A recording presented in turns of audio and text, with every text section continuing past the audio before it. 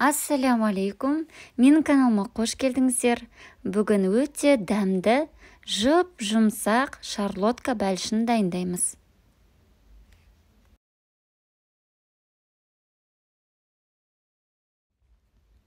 Жұмыртқаға қантты қосып, масса 2 есеге ұлғайғанша, ағарғанша миксермен араластырамыз.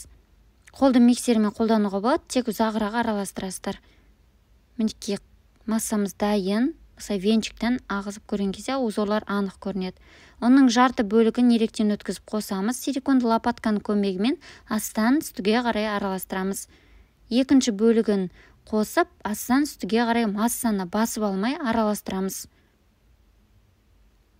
Мінекей қамырымыз дайын. Шетке қойып қоямыз да алманы дайындаймыз. Алманы жақсылап жуып, сүртіп, ортасындағысын тазалап алып тастаймыз. Одан кейін видеодағындай жұқалап, турап аламыз. Форманы сары майдың көмегімен жақсылап майлаймыз. Менде аста жоқ 22 диаметрлік форма. Пергамент қағазын төсеміз. Қамырды құйып, тегістейміз.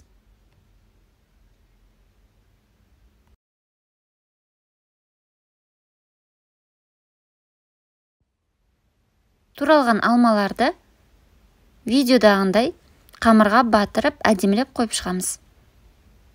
Қалауларыңызша үстіне ұнтақталған даршынды сепсеңіздер болады. 170 градуста қызып тұрған пеште шамамен 50 минуттай пісіріп аламыз.